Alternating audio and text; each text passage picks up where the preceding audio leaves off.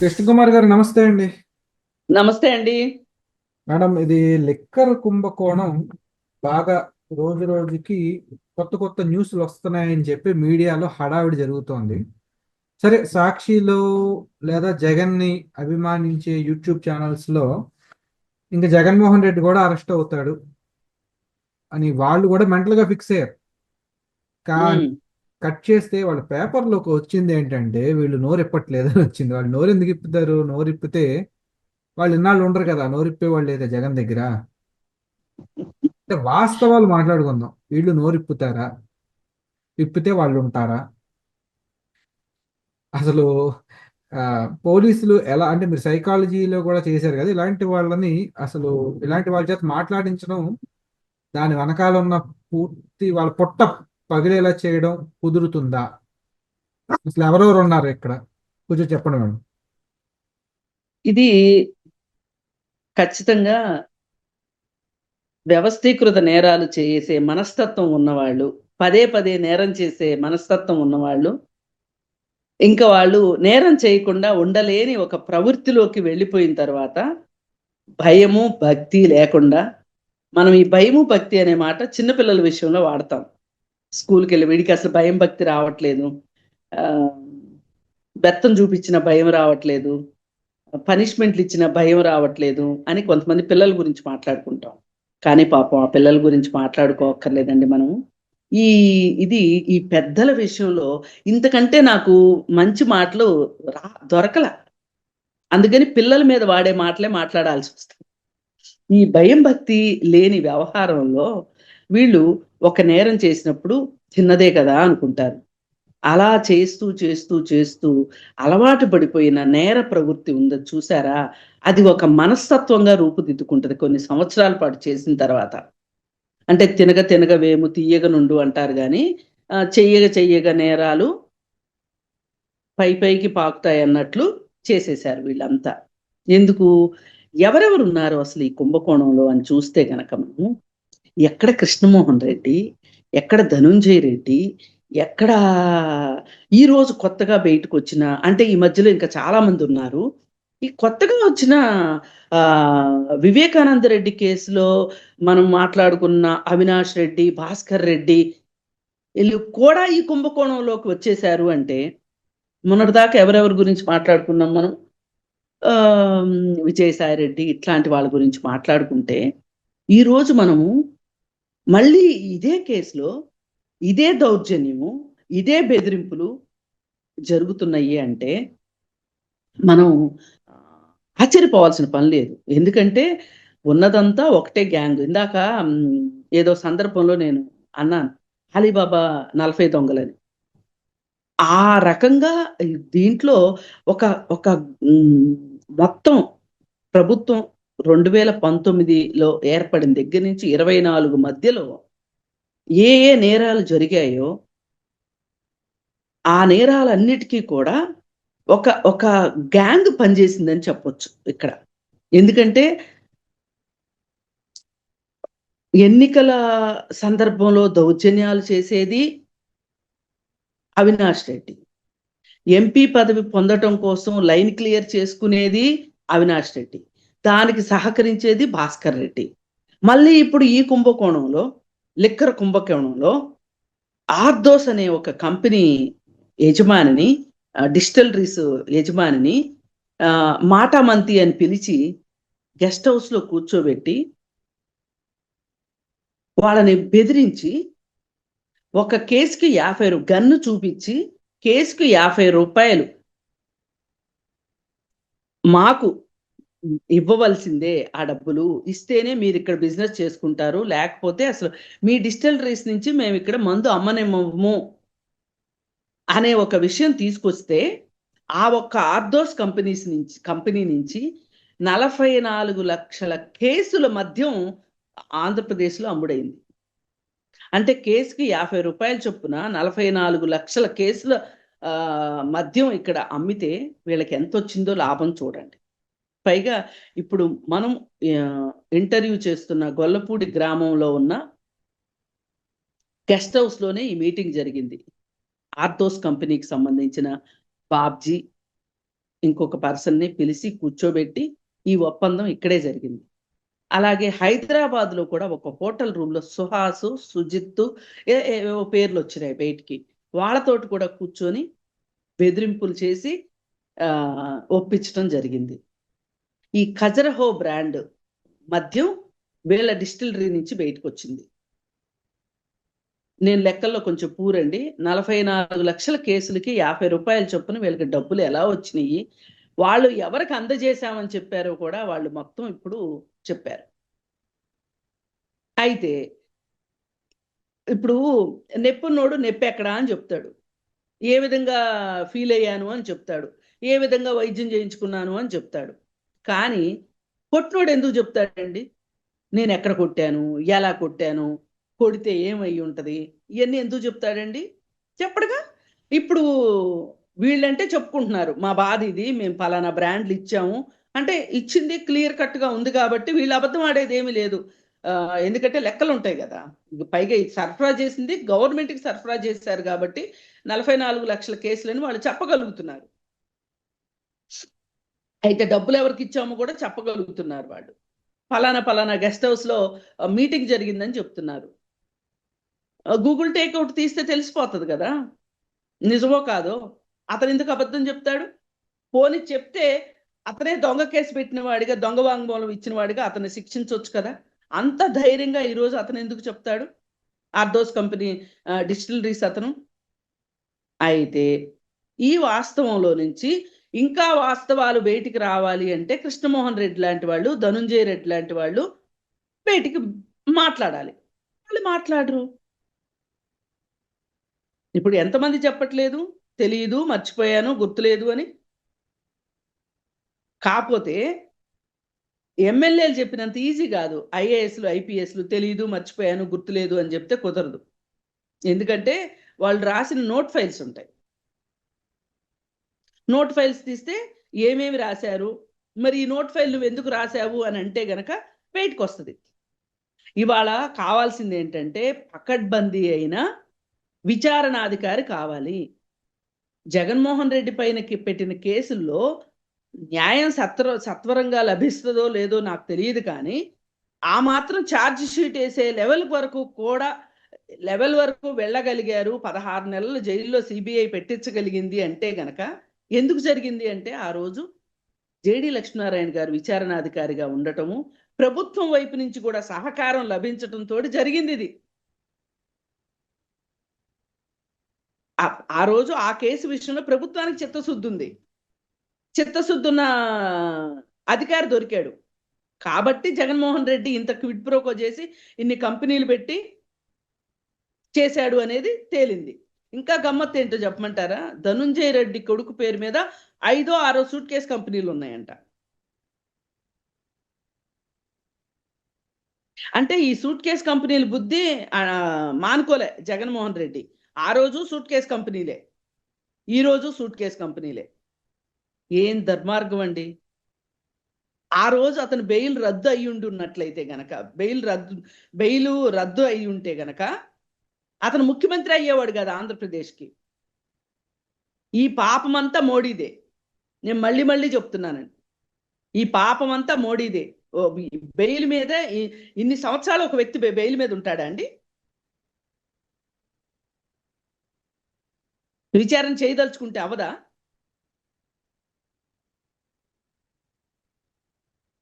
Circus ఆడిస్తున్నాడు Modi, circus అంతే.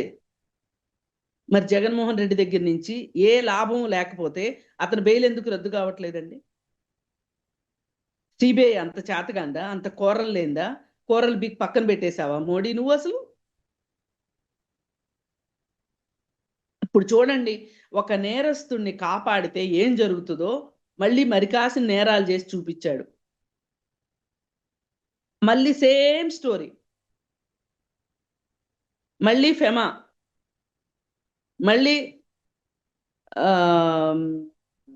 IT, same ఇవే కదా జరుగుతుంది. ఆ రోజు జగన్మోహన్ రెడ్డి కేసులో ఏం జరిగినాయో సిబిఐ వస్తుంది, కేసు పెడుతుంది, విచారణ చేస్తుంది, అరెస్ట్ చేస్తుంది, జైల్లో పెడుతుంది. బెయిల్ ఇస్తాను అన్నప్పుడు బెయిల్ ఇవ్వద్దు అని అంటది. కానీ ఆ సిబిఐ న్యాయస్థానాన్ని, సిబిఐ మొత్తాన్ని చేతిలో పెట్టుకుంది ఎవరు? కేంద్ర ప్రభుత్వం.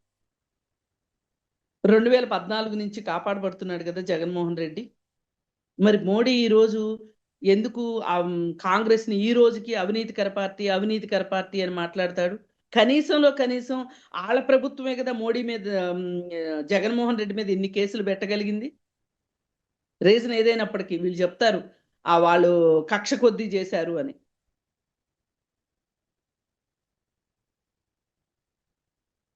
మరి వాళ్ళ పాలనలోనే కదా చాలా కేసులు బయటకు వచ్చినాయి. అసలు సిబిఐ కేసులు అన్ని నమోదైనవి అంటే కూడా మరి వాళ్ళ కాలంలోనేగా. అసలు నీ కాలం వచ్చాక సిబిఐ కేసులు ఏం నమోదవుతున్నాయి చెప్పండి? ఎంతకీ నువ్వు ఈడీని వాడటం తప్పితే, ఐటీని వాడటం తప్పితే నీ మాట వినని వాళ్ళని ఎందుకు కేసులు నమోదు కావట్లేదు?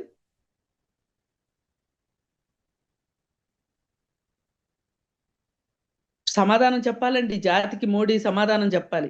ఆ రోజు గనక జగన్మోహన్ రెడ్డి బెయిల్ రద్దు చేసి ఇలాంటివి ఇన్ని కేసులున్న వ్యక్తి, బెయిల్ పైన తిరిగే వ్యక్తి అనర్హుడిగా అతన్ని వేసి ఉండుంటే కనుక ఈ నేరం జరిగేది కాదు. ఆంధ్రప్రదేశ్ ఈరోజు ఈ దుస్థితిలో ఉండుండేది కాదు. ఎంతమందినండి కాపాడుతుంది మీరు? ఎందుకింత అసలు చేస్తున్నారు? అసలు ఈ దేశాన్ని ఏం చేద్దాం అనుకుంటున్నారు? సాక్షాత్తు అవినాష్ రెడ్డి తాలూకు మనిషి హనుమంత్ రెడ్డి అనే అతను మీటింగ్కి పిలిచింది అతనే. గన్ను చూపించి మా చేత ఒప్పించుకుని ఒప్పంద పత్రాలు రాయించింది కూడా అతనే అని చెప్తున్నారు. అవినాష్ రెడ్డి వాళ్ళ తండ్రి భాస్కర్ రెడ్డి. ఈ ఒక గ్యాంగ్ అండి, వాళ్ళ చుట్టూనే తిరుగుతున్నాయి మొత్తం ఈ దొంగల ముఠా నాయకుడు జగన్మోహన్ రెడ్డి. ఈ కృష్ణమోహన్ రెడ్డి గురించి మొన్న ఆవిడ పాపం ఎవరు వైఎస్ఆర్ పార్టీ అధికార ప్రతినిధి, ఆ పార్టీకి అధికార ప్రతినిధులు కూడా లేని దుస్థితిలో ఆమెకేదో సినీ గ్లామర్ ఉంది కదా, ఆవిడ మాట అందరూ వింటారు, కాసేపు ఆవిడ చూడటం కోసమైనా అధికార ప్రతినిధి చెప్పే మాటలు వింటారన్న ఉద్దేశంతో ఇప్పుడు ఆవిడని అధికార ప్రతినిధిని చేశారు. చేస్తే ఆవిడ ఏం చెప్తుంది? 5గురిని అరెస్ట్ చేస్తే కృష్ణమోహన్ రెడ్డి గొప్పతనాల గురించి చెప్తుంది. పాపం ఆవిడకి ఈ మోనికా బేడి స్టోరీ తెలియదేమో. అంటే అప్పటి నుంచినే వీళ్ళు ఈ వ్యవస్థీకృత నేరాలు చేయడానికి అలవాటు పడిన వ్యక్తులు. అంటే సర్వీసులోకి వచ్చిన కొత్తల్లోనే వీళ్ళు మొదలెట్టేస్తారు. ఇదే పిఎస్ఆర్ ఆంజనేయుల గురించి మొన్న మన వృద్ధసింహం ఉంది కదా ఆంధ్రప్రదేశ్లో, ఆయన పేరేంటండి? వైఎస్ఆర్కి అత్యంత సన్నిహితుడు ఉండవల్లి అరుణ్ కుమార్. ఉండవల్లి అరుణ్ కుమార్ గారు ఈ ఆంజనేయుల గురించి ఆయన పైగా ఎవరికో వియ్యంకుడు అని చెప్తున్నాడు. మంచివాడు, సౌమ్యుడు, ఆర్థిక పరిస్థితి కూడా అంతంత మాత్రంగానే ఉన్నా అని చెప్పే జగన్మోహన్ రెడ్డి డైలాగుల తాలూకు డైలాగులే చెప్పాడు ఈయన కూడా. ఎవరికో వియ్యంకుడు అని చెప్పాడండి, మర్చిపోయాను నేను. అయితే ఆయన దగ్గరికి ఈయన వెళ్ళింది ఒక ఉద్దేశంతో, రాయబారం నడపడానికి వెళ్ళాడు. నువ్వు జగన్మోహన్ రెడ్డి గురించి ఎక్కడా నోరెత్తడానికి వీల్లేదు, ఎత్తొద్దు, ఎత్తితే చాలా ప్రాబ్లం అవుతుంది, అది ఇది అని చెప్పి. జంధ్యాల గారికి వియ్యంకుడు అంట. జంధ్యాల గారికి వియ్యంకుడు అవడం ఏమన్నా క్వాలిఫికేషన్ అండి? నాకు అర్థం కాదు. అసలు ఆ వృద్ధసింహానికి ఏమైంది? బ్రెయిన్లో ఏమైనా చిప్పులు పోయాయో నాకు అర్థం కావట్లే. లేకపోతే చిప్పులు బాగా పనిచేసి జగన్మోహన్ రెడ్డి కోసం పనిచేస్తున్నాడా? అర్థం కావట్లా. ఈ పిఎస్ఆర్ ఆంజనేయులు చేరిన దగ్గర నుంచి, వృత్తిలో చేరిన దగ్గర నుంచి అసలు అండర్ వరల్డ్ వాళ్ళతోటి కనెక్షన్స్ ఉన్నాయంటేనే ఆశ్చర్యం వేయట్లేదండి మనకే. అసలు వీళ్ళు ఇంకెన్ని నేరాలు చేశారో కదా, బయటికి రాని నేరాలు. అందుకోసం ఏంటంటే ఇట్లాంటి బుద్ధి ఉన్న ఐఏఎస్ని ఐపీఎస్ని చేరదీసి ఇవాళ రాజ్యం నడిపిస్తున్నారు. దీనికి